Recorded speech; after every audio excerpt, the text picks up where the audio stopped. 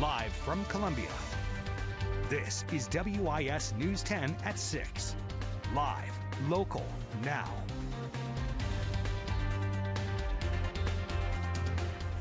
Tomorrow marks 8 years since 9 innocent members of Mother Emanuel AME Church in Charleston lost their lives after a white supremacist gunman joined their Bible study and shot and killed them. Since then, Congressman Jim Clyburn has been pushing for legislation that would close the so-called Charleston loophole and extend the federal background check waiting period before someone could buy a firearm.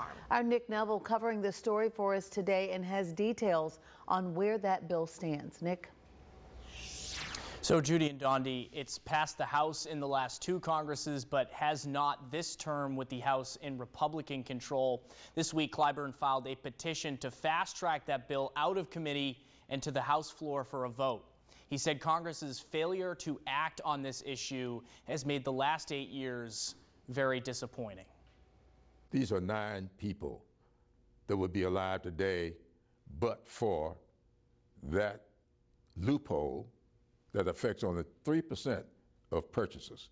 8 years removed from the massacre at Mother Emanuel AME Church in Charleston, where 9 black parishioners were killed, Congressman James Clyburn continuing to fight for legislation he says could have prevented the tragic shooting. He beat the system, and we are allowing that loophole to continue. That's unconscionable. Under current federal law, the FBI has 3 business days to complete a background check and determine whether the purchaser is eligible to own a firearm. If they can't provide an answer in that time, the person can then return to the seller and buy the gun. Clyburn wants that time period lengthened to 10 days. The current waiting period wasn't enough time to flag gunman Dylan Roof's purchase in this case, which should have been denied due to a prior arrest, he says. That massacre unveiled a fault in our system, a fault in our background check system that needs to be repaired. And for 8 years now, the country has refused to repair that fault.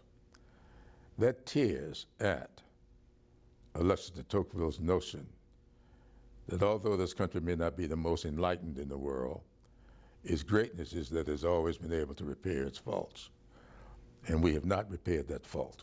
Critics like the NRA oppose the legislation, saying it would create purchase delays and infringe on Americans' Second Amendment rights.